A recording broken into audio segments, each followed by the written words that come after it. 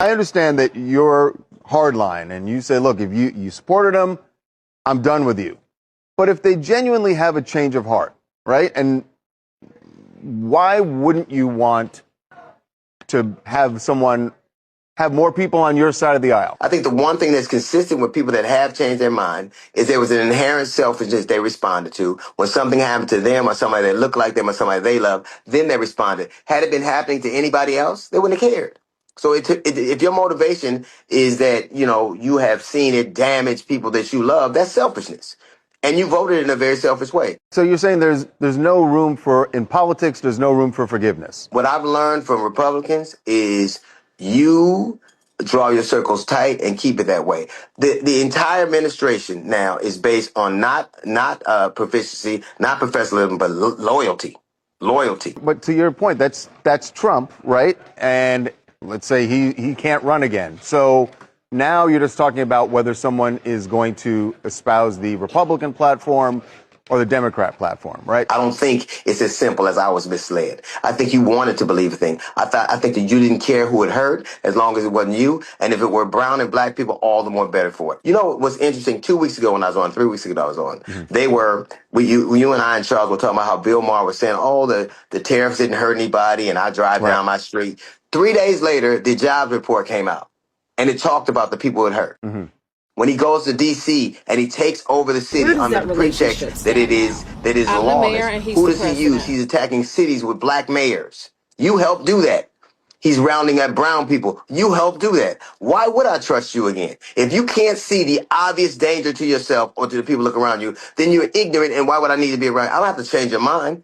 Like Chuck D said something that I'll never forget. He said, if I can't change the people around me, I got to change the people around me. But let's go back 20, 30 years, right? I mean, there was a time where people changed their mind, right? There was a time when people could say, I thought this, but now I see things differently, and they would go back and forth. These people had 3 bites of the apple.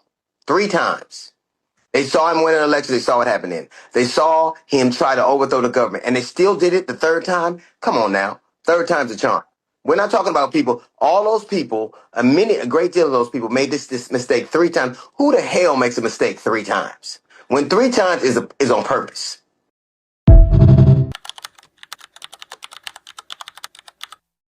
So check out this great breakdown from Congressman Kinzinger on what's really going down in D.C. So he's making it sound like there's this federal government invasion and takeover of Washington, D.C. because it makes him look tough. He wants everybody to be scared of him. Here's the truth. According to I think it was 1974 Home Rule Act or whatever, the President of the United States, under a certain emergency, can take over the D.C. Police Department for 30 days. He's done that. Now, in order for that to be extended, Congress has to agree past the 30 days. He's also deploying the D.C. National Guard. Now, this makes it sound like this is some kind of an invasion of the federal government. A couple things to keep in mind. First off, the federal government owns Washington, D.C. There is a mayor, and there is basically a city council because of home rule. The D.C. National Guard has always been controlled by the President of the United States.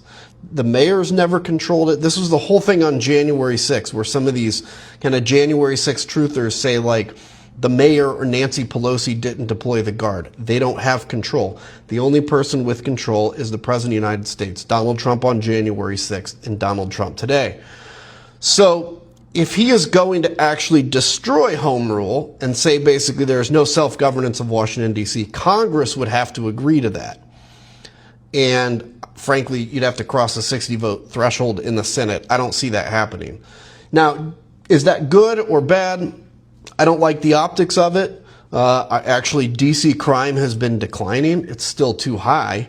But what he's trying to do is to convince people that he's this big, huge guy that's now, invading Washington, D.C. And that's literally the furthest thing from the truth. So be concerned about this because, again, this is all Donald Trump's thing. He did it in L.A. too, where he's trying to make us numb to, deployments of the D.C. National Guard or any National Guard, the federalization of the Guard. And so, yeah, I think it's a pretty bad day, but also let's not feed into this Donald Trump is a big scary guy narrative because of this. Donald Trump is actually a little weak, tiny man who has to do things like this to feel in any way safe and secure. I mean, this dude is president of the United States. He was president twice. Literally the most powerful man in the world, and he still has this hole in his soul that he's missing, where he whines about everything. He's the biggest victim, such a crybaby. Everything he does is just, oh, it's so terrible. I'm Donald Trump. How do these people do this? Like, what a not man. Just the weakest man ever. So anyway, that's what's happening in Washington, D.C. Stay tuned. We'll see what happens.